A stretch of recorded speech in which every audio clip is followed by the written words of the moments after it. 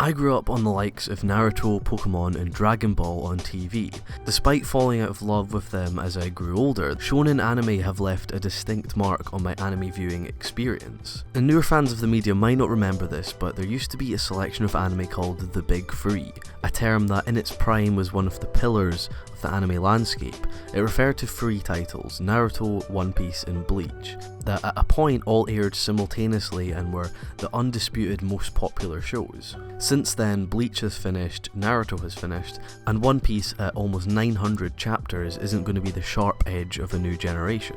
For a while I've watched at the sideline as nothing has come to replace the Big Three. Popular shows like Attack on Titan have shorter, more condensed runtimes and less frequent releases, and even they didn't hold my attention that long. The formulaic arcs of shonen anime that seem to repeat and repeat until people stop watching just doesn't seem entertaining anymore. I'm not interested in seeing a character's 15th power upgrade or watching enemies be defeated with willpower and friendship.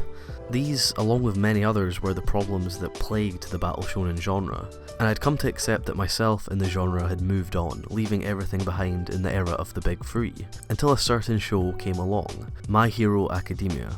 I sat down to watch the show and realised it was taking the traditional battle shonen format that I'd grown to hate and was turning it on its head, injecting a large variety of influences from outside Japanese media. It takes aspects from Western superhero comics and battle shonen, combining them to make one of the most refreshing series from the genre I've seen in years. One of the first things that hit me was the show's stylistic influences. Hero Aka is distinctly un-Japanese, instead taking inspiration from Western comics to create a world of superheroes. The manga's author, KOHEI HORIKOSHI, grew up on classic Western comics like Superman and Spider-Man, using these as inspiration for his story rather than traditional Japanese series. This completely changes how Hero Aka is designed, and it makes crucial diversions from battle shonen tropes that stop the series falling into cliches. If we look back at Western comics of the 50s and 60s, we can immediately see the links to Hero Aka. This was a time of enormous commercial success for the comic industry, and they're considered some of the best works in the medium. You can really see the similarities in comics like Justice League of America. Lots of different contrasting superpowers coming together to fight evil. Character designs share a similar inspiration. Horikoshi gives his characters the similar skin-tight suits to echo a hero's power, and I'll discuss characters in more detail shortly. The story of Hero Aka is set in a world where some humans are born with superpowers called quirks, and the author normalizes this concept by giving most of the world's population superhero abilities, and by setting the narrative in a time where this has been accepted and integrated into society. Heroes acting almost as a new emergency services, and attending academies to train their quirks.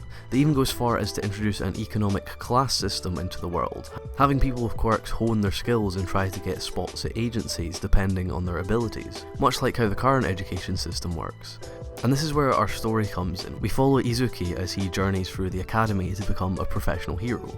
Instantly you can see the strong resemblance to Western superheroes. Characters like Peter Parker are superheroes, but they're civilians first, showing how society and fantasy would mix is something annoyingly rare in the battle shonen genre. While shonen stories usually revolve around good guys fighting bad guys with no real consideration for society, Western superhero stories focus more on saving someone rather than defeating a bad guy. Usually a villain is attacking a city rather than just attacking the good guys. This is an important difference in narrative style that Hero Aka really embraces. It's what gives an extra layer of depth to the stories.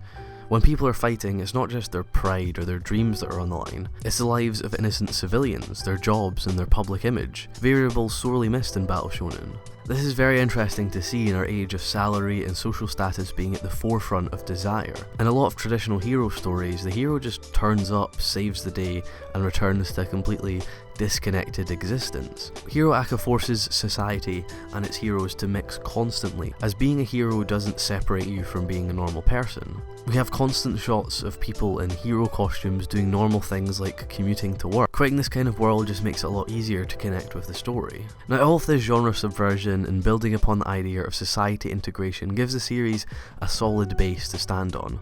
The first season doesn't do much with the concept, and the tournament arc that follows is, let's face it, a bit shit. It's in the second half of the second season where the series really starts to shine. The student heroes are sent out on internships into the real world, and a villain appears that, for me, puts the series on a whole new level. A character called Stain is introduced, a brilliantly designed villain that at first seems like the incarnation of evil evil. His ripped clothes and tattered appearance give him a psychotic serial killer look. But it's not his visual design that impressed me the most. Lots of characters in Hero Aka look interesting. I think it's Stain's ideologies that make him stand out.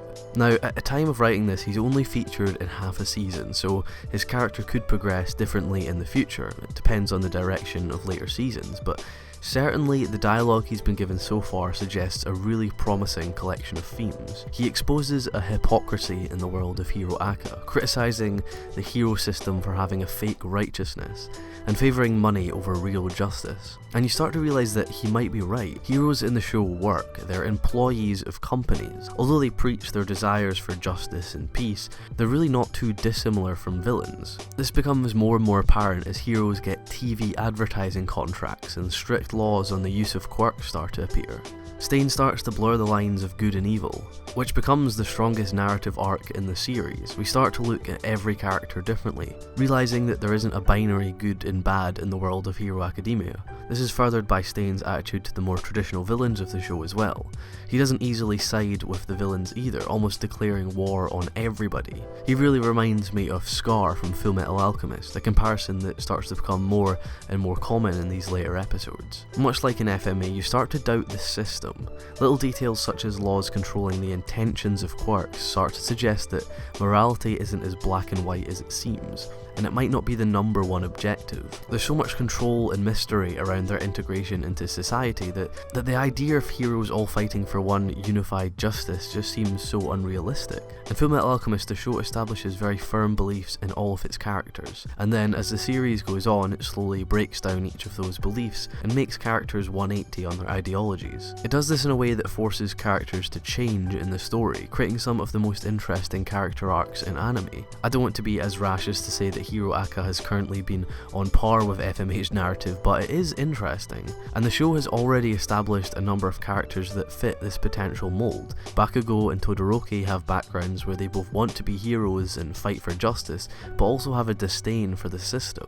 I can quite easily see this being a future story arc, and one that would work very well. Endeavor is probably the best example of this. He's hailed as the number 2 hero after All Might, and is pictured saving people countless times on screen, but he's far from a just character. The story is that Endeavor forced a marriage on Shoto's mother for the sole purpose of having a child with their combined quirks. He birthed Todoroki as a weapon to become an even stronger hero than himself. Endeavor put Shoto through extremely harsh training as a child and mentally abused his mother. This is the kind of backstory you would normally find in a villain, but in the world of Hero Aka, Endeavor is considered a hero for justice. It's this contradiction that Stain is talking about. They're fighting evil with another shade of evil. There seems to be no true justice in the world. But not all the characters are as ambiguous.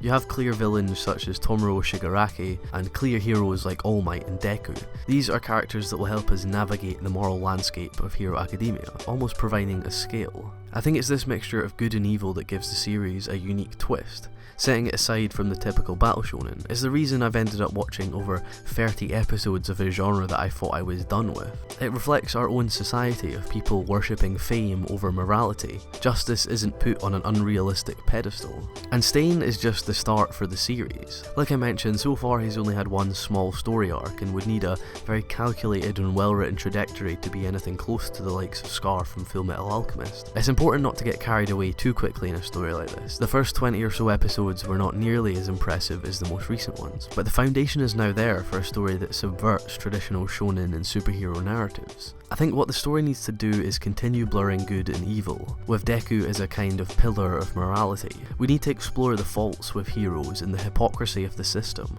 I'd love to hear about incidents where heroes had to choose between one of two evil outcomes, where heroes who pride themselves on their unwavering loyalty to justice were forced to break that moral code.